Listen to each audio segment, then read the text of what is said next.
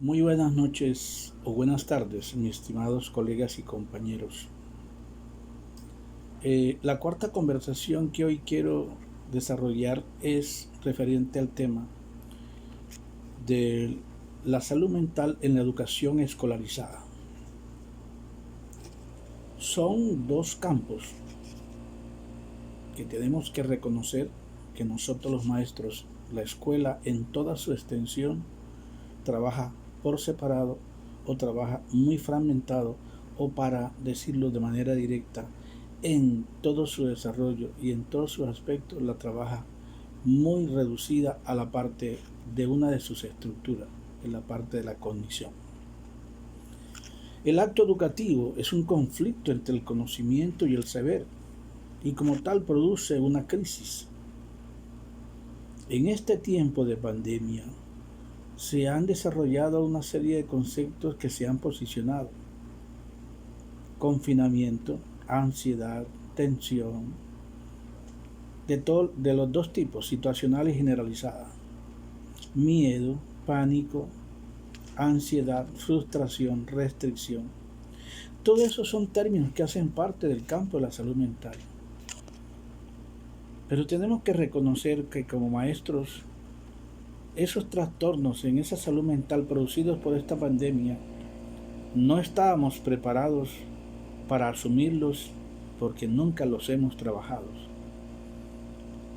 Esos trastornos en salud mental no es del dominio de los maestros, no hace parte de los diseños curriculares, es decir, no hace parte de su amplitud curricular, no la tenemos en cuenta. No es considerado mucho menos en el proyecto educativo intencional PEI de las escuelas. No se trabaja de esa manera, en consecuencia, el derecho psicoeducativo individual y familiar en el proceso educativo y la práctica pedagógica. Por consiguiente, no hace parte de su práctica experiencial de los maestros y por consecuencia no hace parte de la construcción de la experiencia singular que el maestro debe construir para los niños. Los factores protectores y los trastornos de riesgos para esa salud mental y para el trabajo en la convivencia social que genera el confinamiento son de por sí un escenario de socialización, pero nosotros no hemos enfocado la dirección de nuestro trabajo escolar en esa dirección. ¿Por qué? Porque no hemos sabido asumir la situación conflictiva que se produce en el acto educativo, y es la ansiedad pedagógica, la ansiedad educativa, que es un estado de desorganización interna natural, normal, que se presenta ante el peligro que ya está situado cuando está el maestro en el aula de clase con el estudiante ante un contenido curricular, ante un tema a trabajar, ante una propuesta de gestión del conocimiento. Pero que no se sabe de dónde viene ese peligro, porque el niño, cuando llega al aula de clase, no sabe con qué le va a salir el maestro, hablando así de manera literal. Cuando iniciamos una sesión de clases, la ansiedad puede ser situacional, es decir, es una circunstancia específica. La de que llega el niño, no tiene los útiles escolares, llegó retrasado, no comprende las instrucciones que la maestra entrega, etcétera, etcétera. O puede ser una situación generalizada de acuerdo a la diversidad de los niños que tenemos en el aula de clase. Cuando el niño y el maestro, principalmente el maestro, sabe identificar el origen del estado que está ante el miedo, que es reactivado cuando se enfrenta a una situación nueva, incontrolada, paralizante, que puede llevar hasta el pánico. Cuando los términos del conflicto en el acto educativo no pueden ser discriminados por el niño, por ejemplo, agudizados en esta época del cuidado virtual. La confusión de este cuidado virtual es totalmente grande, es tremenda. ¿Por qué?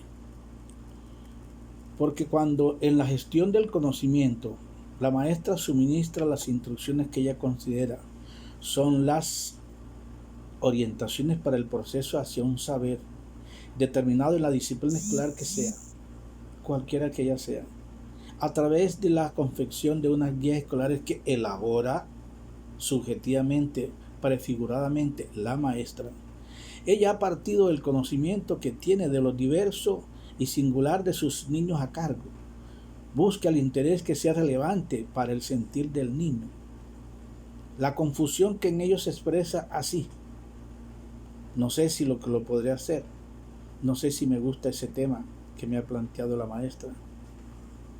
En ese caso, cuando se producen los términos del conflicto de esa manera, que podríamos llamar desde el término de psicopedagogía disociados, hay la producción de una duda, que es la duda pedagógica, la duda del aprendizaje, presente en todo niño escolar. Por ejemplo, en una clase de matemáticas, no veo los números. ¿Existen los números?, se preguntará un niño.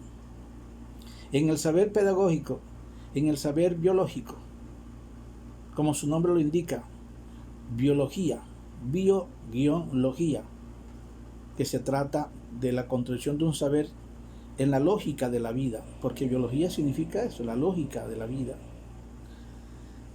La ansiedad y la duda se unen, por más que la maestra repita las orientaciones hacia el saber, en el intento de romper el conflicto entre el pensamiento y el conocer. El niño mira angustiado, pregunta y repregunta, o no dice nada. La maestra dice: ¿está claro? ¿Comprendieron o entendieron todas mis orientaciones? Y vuelve a preguntar y lo repregunta. ¿Está claro? Tratando de establecer el objetivo, el logro o el propósito del tema o contenido que hace parte del diseño curricular. No podrá ver sus expresiones, porque en este caso el acto educativo es virtual, no es la clase frontal, no es la interacción, no es el to face, donde se mezcla pensamiento y sentimientos. Es virtual.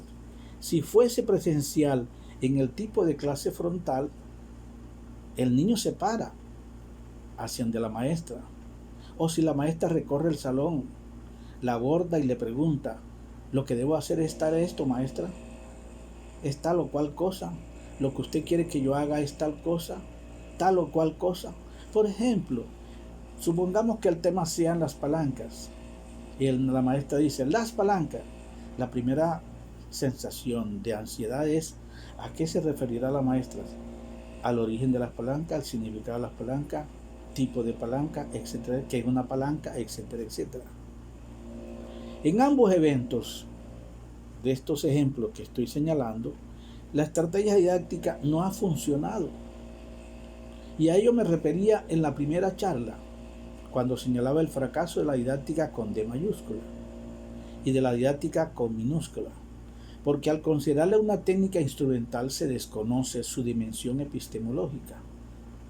Desde esta dimensión epistemológica, vuelvo y lo digo, la didáctica realiza su función sobre dos conceptos, que es la representación del mundo ontológico y el saber. Todo objeto de la realidad natural o social objetivado y convertido en objeto para ser estudiado, aprendido, reaprendido, etc., es cumplido por el paso de lo ontológico de la realidad a lo epistemológico, que como conozco, cómo voy a conocer eso, cómo lo voy a aprender. Y en ese tránsito de ese paso del pensamiento al conocer, se genera toda una serie de ansiedades. Ahora, ¿por qué el maestro no ha trabajado esas dos dimensiones estructurales? ¿Por qué lo llamo estructural? Porque sabemos que todo lo humano tiene un aparato macrocerebral, neurocerebral, que gobierna a la vez, que liga, une, junta a la vez dos estructuras: conocimiento y comportamiento, es decir, conocimiento y subjetividad. Una estructura constituida para funcionar, que necesita funcionar para mantener esa estructura y que necesita partes del mundo exterior para funcionar y que se inicia fundamentalmente en la primera infancia. Hay ahí el papel importante del preescolar y hay ahí las bases para la segunda infancia en la básica primaria. Recordemos que, apoyándome en Piaget, durante toda la vida nuestros pensamientos llevan la huella de su origen, su raíz en el pensamiento infantil y en la construcción del conocer infantil. Y es así en estos orígenes donde se explican y descifran el pensamiento de los niños en la edad escolar. Si no hemos aprendido cómo funciona esa relación estructural, ¿sí?, cómo los niños modifican su propia organización para incorporar más cosas, sobre todo cuando los invade la ansiedad, en esa relación de conocimiento y sentimiento, no podremos conocer el pensamiento, ni el conocimiento, ni cómo se produce el conocer para convertirse en saber en la edad escolar.